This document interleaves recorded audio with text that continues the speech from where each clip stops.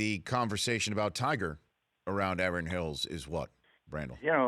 Worry, actually. I think a lot of people were, initially just sort of sad that Tiger wasn't playing well and that he was injured. Now all of a sudden it's turned to just worry about his well-being. I think everybody in the world can read between the lines. They can sort of guess what's going on and know how serious it is. And, golf is way, way on the back burner. Now it's just, hopefully he gets his life back in order and can put the pieces back together and enjoy, some semblance of a life, a normal life. And if that includes golf, well, even better yet, because who wouldn't like to see Tiger Woods come out here and have some semblance of a nice little run sometime in his 40s? Well, I mean, Brandel, you know better than anybody else, certainly from the golf world, and just me being a young guy sitting on the Sports Center set as Tiger was ascending and then dominating. I always thought, and I did actually have these conversations with Stuart Scott and my other colleagues back in the day, that what would Tiger look like when he hit his 40s, right? Like what would his career arc be? You mean when he was healthy and when he was young? And right, exactly. That's when we were having this conversation, like just to extrapolate it out. And none of us at all, nobody thought that what might befall him was not just physical. We all assume that, you get older.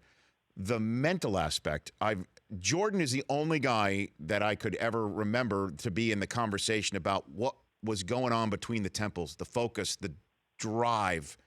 The fact that is now in question, I just can't believe it. I really can't. It's just shocking. No, nobody can. Put the most recent events that took place out of the picture, and if you just look at the golf that he had, and, it'd be the equivalent of Michael Jordan coming back late in his career, making another comeback, and not being able to make a free throw.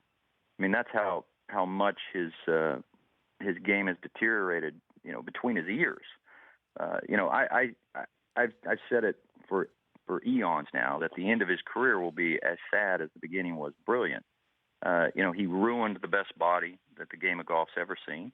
He ruined the best golf swing that the game of golf has ever seen. And he did that because he wanted to have the perfect body and because he was in search of the perfect golf swing. And it's not so much that he barked up the wrong tree looking for the perfect golf swing, it's that he barked up every tree. And, if there's lessons to learn from Tiger Woods on the way up, and all these players are sort of a nod to the dais that he was, there's also lessons to learn from Tiger Woods on the way down. We've seen it. You cannot turn golf, you cannot turn sport into science. It's been tried a million times. It never works.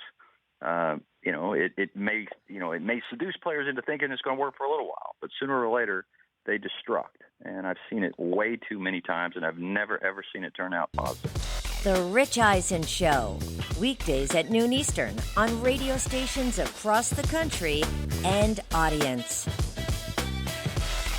If you like that video, be sure to download our app.